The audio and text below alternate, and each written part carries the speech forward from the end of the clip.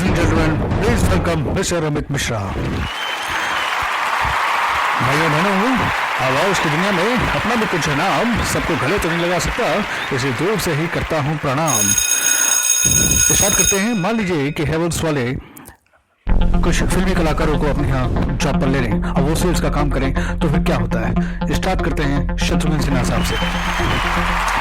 सबसे पहले शत्रुघ्न सिन्हा साहब, खामोश, अगर तुमने मेरे कहने पर ऑर्डर नहीं बनाया तो एक बात याद रख लेना मिस्टर डीलर कि आज के बाद मैं तुम्हारी दुकान पर नहीं आऊंगा, किसी भी कस्टमर को तुम्हारी दुकान से सामान लेने नहीं दूंगा। इसके बाद मान लीजिए तुम प्रकाश साहब आते हैं। भैया भागवान, अरे भाई मेरे घर पे बहुत स्थिति खराब है और अगर तुमने मुझे इस बार ऑर्डर नहीं लिखाया तो फिर मेरा क्या होगा। अब मैं तुमसे रिक्वेस्ट करता हूँ, जो भी है तुम मुझे सारे ऑर्डर अभी लिखा दो। फिर मान लीजिए मिथुन दा आते हैं और वो अपने स्टाइल में मिथुन दा, क्यों रे मैंने सुना है कि तो ऑर्डर नहीं लिखाते, तुम्हारा जो भी क्वार्टर का टारगेट है उसको आज तक मैंने पूरा कराया है और जितने सेकेंडरी सेल है ना वो भी मैं तुमको देता हूँ, उसको कराना है। उसके बाद में मान लीजिए शक्ति कपूर साहब उसी दुकान पर वो आते हैं और वो कहते हैं, आओ क्या बात है, तुम्हारी दुकान पे तो आजकल बहुत कस्टमर आते हैं, लेकिन मैंने भी उतनी अच्छी स्कीम निकाली है, तो मेरी स्कीम का फायदा उठा लो, अपने टारगेट पूरे कर लो, जो भी है आओ वो ऑर्डर मुझे अभी लिखा दो। इसके बाद मान लीजिए अमिताभ बच्चन साहब आते हैं और अपना पान खाकर ऑर्डर लिखाने की कोशिश करते हैं।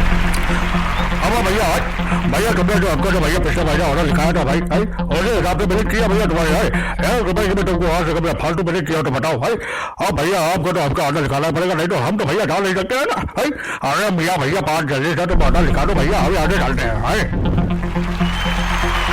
इसके बाद मान लीजिए रामगढ़ के ठाकुर साहब आते हैं, उनके दोनों हाथ कटे ऑर्डर लिख नहीं सकते हैं, तो वो किसी के सबकी बात रखते हैं।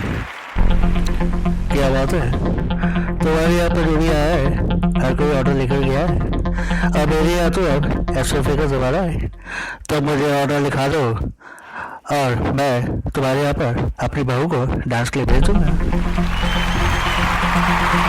उसके बाद में मान लीजिए अशोक कुमार साहब आते हैं और वो अपनी बात वापस करते हैं।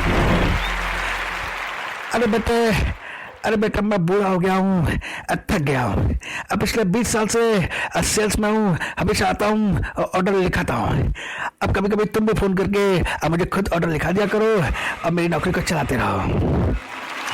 इसके बाद में मान लीजिए धर्मेंद्र साहब आते हैं तो वो अपने स्टाइल में,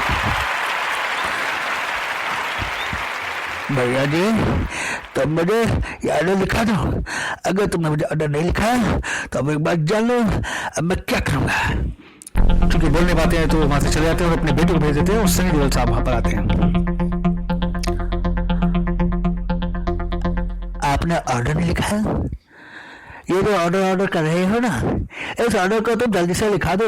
अगर तुमने आज मुझे ऑर्डर नहीं लिखाया तो एक बात जान लो, इस ऑर्डर के पीछे फिर लोगों की भीड़ लग जाएगी और उस भीड़ में आने वालों में कितने डिवीजन के कितने लोग तुम्हें कौन कौन सा माल फेलेंगे वो तुम कभी जान नहीं पाओगे। उससे तो अच्छा होगा कि जो मैं तुमसे कह रहा हूँ वही ऑर्डर तुम मुझे लिखा दो। Okay, thank you ladies and gentleman. Next time कुछ और आवाज़ों के साथ मैं अमित मिश्रा आपको फिर से ज्वाइन करूंगा। Thank you.